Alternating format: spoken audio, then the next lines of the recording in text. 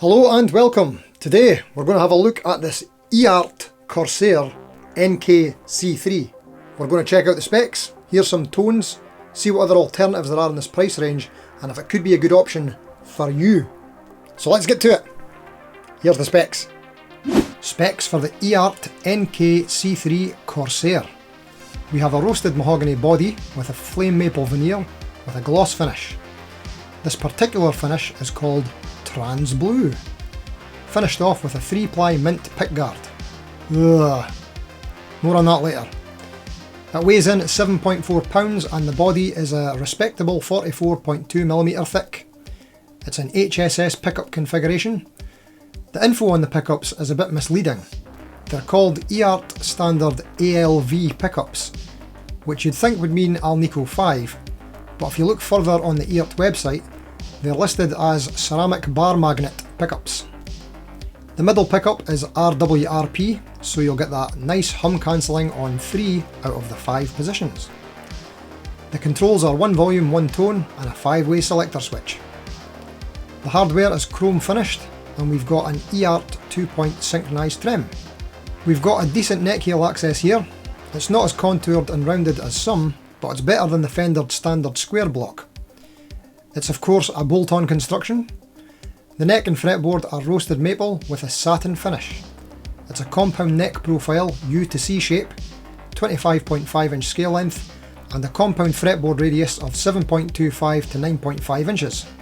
2-way spoke wheel truss rod adjustment at the heel. Whey! 22 medium jumbo stainless steel frets. Whey! And the fret ends are unbelievable. And a 42mm bone nut. Ooh. And the headstock is finished off with these EART modern die-cast tuners with quite a unique shape to the keys. These guitars come stock with 9 to 42 gauge strings, perfect for me. One of the best things about this guitar is that it's almost the exact same specs as Mel Gibson's signature Sir Strat. Here we can see the legendary folk fusion shredder playing the axe during a smoke break on the set of Mad Max. But this EART is about a quarter of the price, so if you've been thinking about getting one of those lethal weapons, here's one on the cheap. You can thank me later, in the comments. The pickup readings are: the bridge is 13.45k, bridge and middle 3.8k, the middle is 5.25k, the middle and neck is 2.63k, and the neck is 5.25k. My apologies go out to the lamb. I know you're not a fan of these readings from the output jack, mate. Sorry. Now here's some tones. Each pickup position, clean and dirty, going through the Line 6 HX Stomp XL, direct into a Roland Go Mixer Pro X. The cleans are with a Fender twin style amp with a touch of reverb, and the dirty channel is 2 stacked overdrives, a TS9 type and an OCD type, with the same reverb applied as on the clean tones. Enjoy!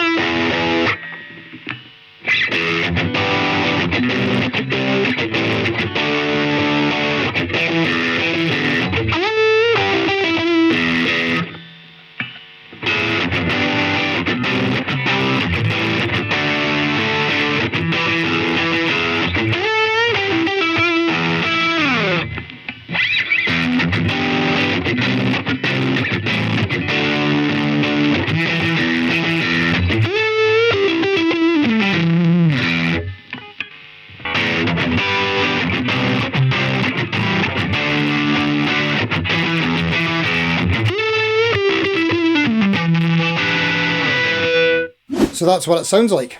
I know it's hard to get a true representation of the sound through this medium, but what did you think? Sound good to you? Or not so good? Let me know in the comments. I was never sure of the pronunciation of this one, whether it was EART, EART, EART, EART.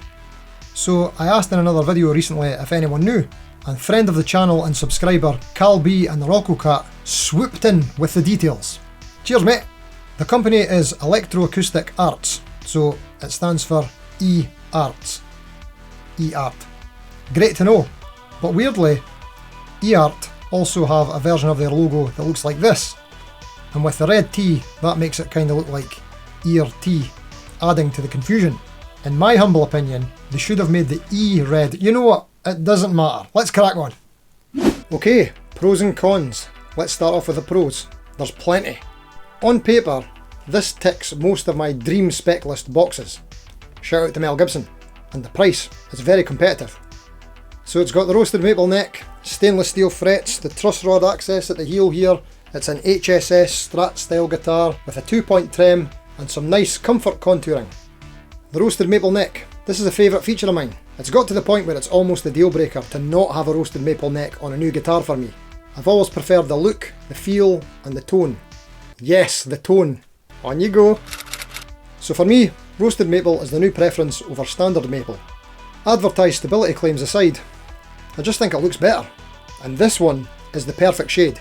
It's not too dark, kinda just looks like regular maple but with like an amber vintage tint. The neck and fretboard are two separate pieces, but they're matched very well. The stainless steel frets, these are unbelievable. Here's a close-up of the fret ends. I'm sure I remember Phil McKnight of Know Your Gear fame saying that they cut these frets to shape and round off the edges before they install them on the fretboard, which seems pretty smart.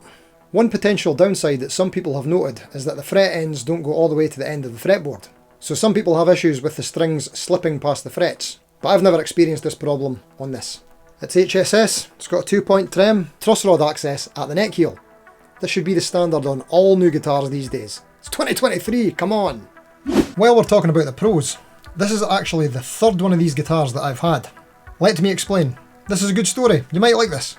So in summer 2021, I got myself one of these Corsairs in orange. Here it is. Amazing specs for the price as previously mentioned, but it had issues. High and low uneven frets, and the trem block string channels were defective. They hadn't been machined correctly and the ball ends of the strings got stuck. Like, really stuck. It took me about 45 minutes to get them out, trying various methods, different screwdrivers and Allen keys and even large nails. Couldn't get them out. And by the way, if you ever have this issue, it was an oversized sewing needle and a hammer that eventually got the job done. But anyway, I contacted EART. First of all, they apologised. Respect. And then next, they asked me to send a couple of videos showing evidence of the issues, and I did that. Then, they basically said, sorry about that, we'll send you out another one. And please, just keep that defective one. Wow, now that's customer service. What a great company. So the new one came, and it had no issues. It was perfect. But in the end, I didn't like the neck profile, so I ended up moving them both on. But I'll forever admire and respect that company. Good on you, EART. You're good in my book. So why did I get another one if I didn't like the first two? Well, that's a great question. Thanks for asking. Well, first of all, being totally honest, there's been a lot of hype around EART guitars, and I missed out on sharing my previous experience with them because this was before I had this channel. So this one was up for sale on Facebook for a great price and for a long time, and eventually I couldn't resist it anymore and I caved. And it's blue. I like blue guitars. I got this one to make a few videos with, but then we'll be parting ways again. So, like I said, I didn't love this guitar, but I still have massive respect for this company and how they handle things, and I just wanted to share the story with you. Right, that's story time over. Carry on. Right, moving on to the cons, or the things I personally didn't like. Luckily, these are almost all cosmetic and fairly easy to change. I don't like the shape of these machine heads. They feel a bit alien to me to the touch, and they look kinda weird when I'm playing and looking down on them, like this. But they are perfectly functional, they're smooth to turn and they feel like they're decent quality. But personally, I'd change these for a set of locking tuners. That's like a £30 fix. The string trees, these are a bit of a letdown. Pretty much the worst ones you can get, this butterfly style. But to be fair, Fender use the same ones on their Player Series guitars, and they cost like double the price. So I'd change the string trees and the nut to Graphtec. I'm not a fan of bone as a nut material, at all. Graphtec! And I'd probably change this trem as well, because I've been spoiled recently with other guitars having a Goto 510 trem.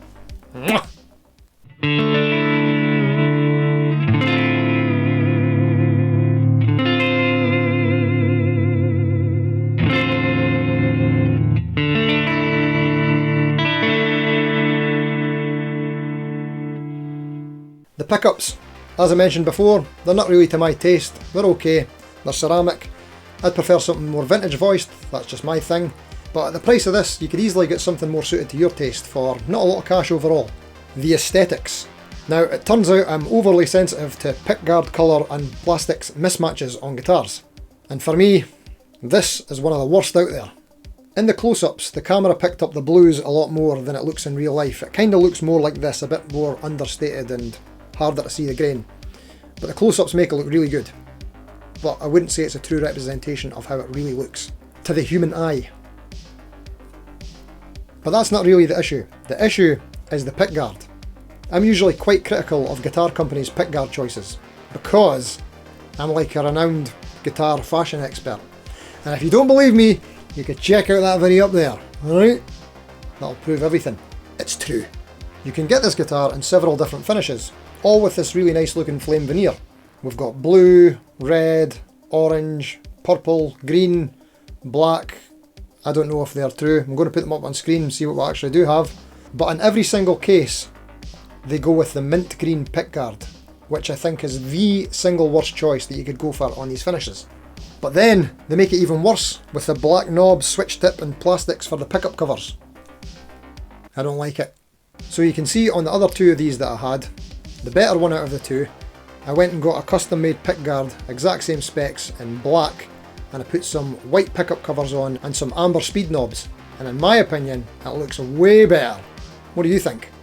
I wouldn't put a black guard on this blue one, but maybe white perloid with white pickup covers? Let's try that out. Oh yeah, definitely, that's instantly better. Chuck some white pickup covers on that, white knobs and a chrome covered humbucker and we're sorted. Do you agree? But again, these are all fairly straightforward cosmetic changes if you choose to do them. You might like it like this. The thing that I can't change, or wouldn't change, is the neck profile. It's hard to explain as it's a compound radius fretboard and compound radius neck profile. I think it's supposed to be C to U shaped. I've spent quite a lot of time playing this guitar and with this neck, and I can't exactly put my finger on what it is that I don't like about it. My current theory is that it feels like at the nut end it's got a little bit too much of a V going on, and then it flattens out to a thin D, and it just feels like there's no area on the neck where we ever get the C shape that my hand is aching for. Yeah, so I found that the C shape is the most comfortable for my hand, and it's just like I can never find it on this neck. Take from that what you will. And it's such a shame because this is some of the best fretwork that you can get. It's very difficult, almost impossible, to find a guitar with a 9.5 inch radius fretboard and stainless steel frets. And this is almost there, but with the compound radius and the neck profile, this one just doesn't work for me.